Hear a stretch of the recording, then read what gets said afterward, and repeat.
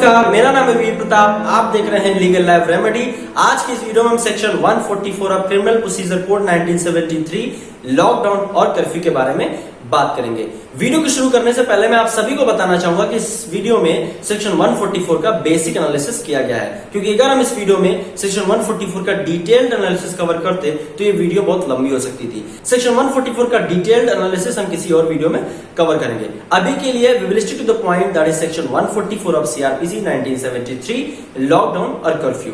Lockdown, curfew और section 144 को हम उनकी डिग्री ऑफ सीवियरनेस को ध्यान में रखते हुए असेंडिंग ऑर्डर में समझेंगे। तो चलिए शुरू करते हैं सेक्शन 144 से, यानी धारा 144 दंड प्रक्रिया संहिता 1973 कहती क्या है। ये एक प्रकार की पावर है जिसको कि एग्जीक्यूटिव मजिस्ट्रेट यूज करता है एक प्रोहिबिटिव ऑर्डर को इशू करने के लिए, यानी कि it is a power to issue an order in the urgent cases of nuisance of apprehended danger, meaning thereby it authorizes the executive magistrate of any state or of any territory to issue an order for prohibiting the gathering of 5 or more than 5 people carrying or selling weapon and some other activities which are required। अगर हम इसको सरल भाषा में समझें तो यूं कहेंगे कि सेक्शन 144 एक प्रकार की पावर है जिसको एग्जीक्यूटिव मजिस्ट्रेट यूज करता है एक प्रोहिबिटिव ऑर्डर को इशू करने के लिए, जो कि पब्लिक इंटरेस्ट में होता है। इसी के साथ हम सेक्शन 144 के कुछ इंपॉर्टेंट प्रोविजंस के बारे में बात करेंगे। तो पहला प्रोविजन ये है कि ऐसी कौन कौन सी स्थितियां हैं जहां पर सेक्शन 144 यानी धारा 144 की उद्घोषणा की जा सकती है। तो पहली स्थिति है obstruction, annoyance, injury to any person who is lawfully employed, यानी कि कोई भी व्यक्ति जो कि लॉफुली एम्प्लॉयड है, अगर उसके काम में बाधा डाली जाती है या उसको चोट पहुंचाई जाती है, चाहे वो मानसिक हो या शारीरिक, ऐसी स्थिति में सेक्शन 144 को प्रोक्लेम किया जा सकता है। दूसरी सिचुएशन आती है danger to human life, health and safety, यानी कि मानव जीवन या उसके स्वास्थ्य या उसकी सुरक्षा में अगर खतरा दिखाई पड़ता है तो ऐसी स्थिति में भी सेक्शन 144 यानी धारा 144 की घोषणा की जा सकती है। तीसरा पॉइंट है disturbance in public tranquillity, law and order may be a riot और एन एफ्रे, यानी कि किसी भी क्षेत्र में या किसी भी स्टेट पे अगर दंगा या बलवा होने की आशंका है या फिर वहां की लॉ एंड ऑर्डर मेंटेन नहीं हो पा रहा है या वहां लोक शांति भंग होती दिखाई दे रही है, तो ऐसी स्थिति में सेक्शन 144 यानी धारा 144 की उद्घोषणा की जा सकती है। तो ये थी तीन स्थितियां जहां पर सेक्शन 144 को प्रोक्लेम किया जा सकता है। अब हम दूसरे प्रोविजन की बात करेंगे कि सेक्शन 144 यानी धारा 144 को लागू कौन कौन कर सकता है। तो पहला है डिस्ट्रिक्ट मजिस्ट्रेट, दूसरे हैं सब डिविजनल मैजिस्ट्रेट, तीसरे हैं एडिशनल डिस्ट्रिक्ट मैजिस्ट्रेट, चौथे हैं any other executive magistrate who is specially empowered by state government in this behalf. इसका मतलब है कि पहले हमारे जिलाधिकारी, दूसरा उप मंडल अधिकारी, तीसरा अतिरिक्त प्रभागीय अधिकारी, चौथा कोई ऐसे अधिकारी जिसको कि राज्य सरकार ने स्पेशली एम्पावर किया है इस बिहाफ में, जैसे कि तहसीलदार या नायब तहसीलदार, इनके पास भी सेक्शन 144 को लागू करने की पावर होती है। तीसरे प्रोविजन की बात करेंगे, सेक्शन 144 जब लागू किया जाता है तो उसकी अवधि कितनी हो सकती है। तो उसकी अवधि हो सकती है 2 माह की, यानी 2 महीने की।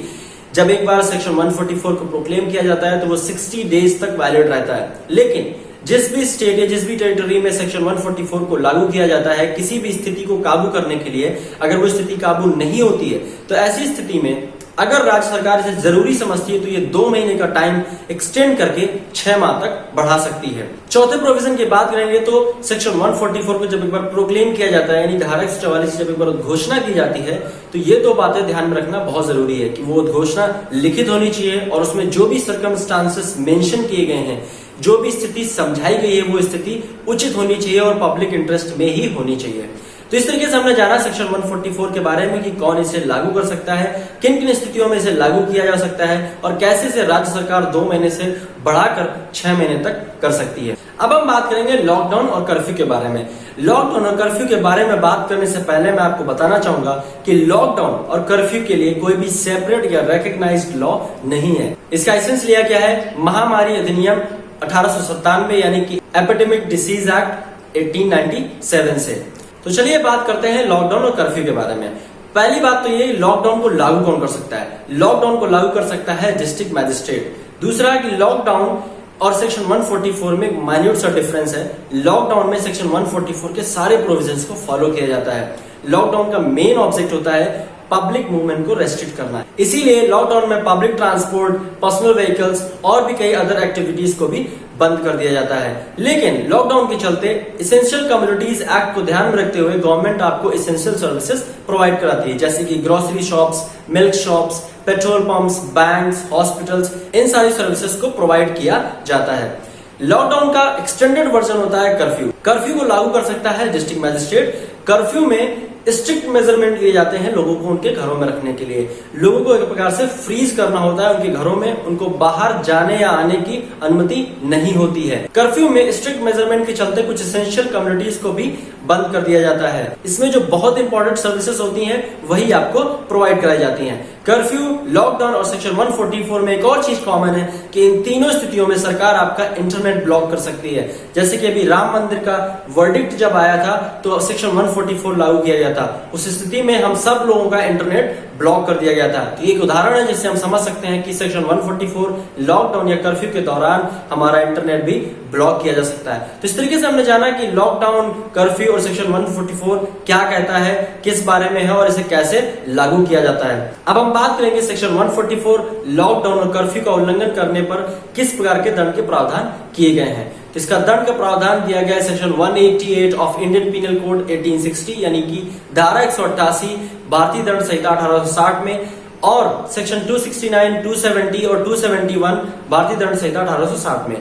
सेक्शन 269, 270 और 271 के ऊपर मैं वीडियो ऑलरेडी बना चुका हूं जो कि पब्लिक हेल्थ से रिलेटेड है और बहुत ही इंपॉर्टेंट है। अगर आपको वीडियो देखनी है तो ऊपर दिए हुए आई बटन पर क्लिक करके उस वीडियो को आप देख सकते हैं। अभी हम बात करेंगे section 188 of Indian penal code 1860 के बारे में, जो कि कहता है कि disobedience to an order duly promulgated by a public servant, यानी कोई ऐसा व्यक्ति जो कि पब्लिक सर्वेंट है उसके ऑर्डर का उल्लंघन करने पर धारा 188 के तहत आपको 6 महीने की जेल या 1000 रुपए का जुर्माना या फिर 6 महीने की जेल और 1000 रुपए का जुर्माना दोनों ही इंपोज किया जा सकता है। तो आज की वीडियो में बस इतना ही। आशा करता हूं कि आपको वीडियो पसंद आई। अगर आप वीडियो पसंद आई तो प्लीज से लाइक कीजिएगा, ज्यादा से ज्यादा लोगों के पास शेयर करिएगा, और अगर अभी तक आपने मेरा चैनल सब्सक्राइब नहीं किया तो प्लीज से सब्सक्राइब कर लीजिएगा। आगे आने वाली वीडियो में बात करेंगे कि लॉकडाउन और कर्फ्यू के चलते जो ग्राहकों के साथ धोखाधड़ी की जा रही है सामान खरीदने या बेचने में, ऐसी स्थितियों से हमें कैसे निपटना है और उन लोगों के लिए जो ऐसे धोखाधड़ी कर रहे हैं उनके लिए किस प्रकार के दंड के प्रावधान किए गए हैं। तब तक के लिए स्वस्थ रहिए, सुरक्षित रहिए और मुस्कुराते रहिए। जय हिंद, जय भारत।